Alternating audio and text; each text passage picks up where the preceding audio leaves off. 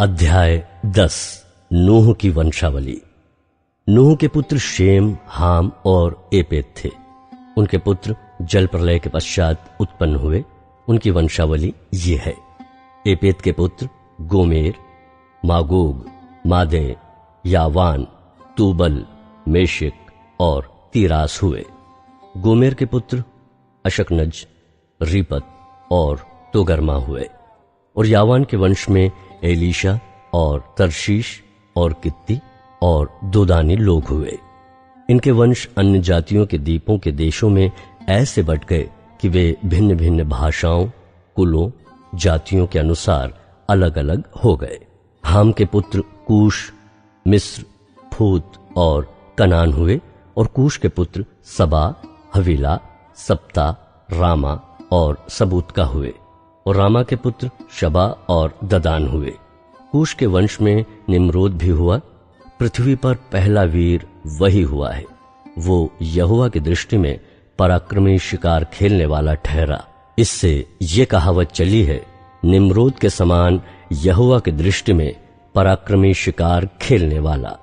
उसके राज्य का आरंभ शिनार देश में बेबीलोन, एरेख, अक्कद और कलने से हुआ।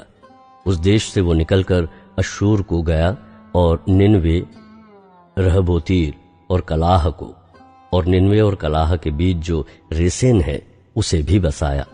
बड़ा नगर यही है। मिस्र के वंश में लूदी, अनामी, लहाबी, नप्तूही और पत्रुसी, कसलूही और कप्तोरी लोग हुए। कसलूहियों में से पलिश्ती लोग निकले। कनान के वंश में उसका ज्येष्ठ पुत्र सिदोन, तब हित्त, यबूसी, एमोरी, गिरगाशी, हिव्वी, अर्की, सीनी, अरवदी, समारी और हमाती लोग भी हुए। फिर कनानियों के कुल भी फैल गए।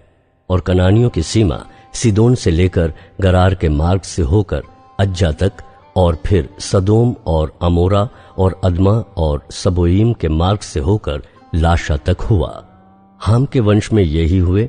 और ये भिन्न भिन्न कुलों, भाषाओं, देशों और जातियों के अनुसार अलग अलग हो गए।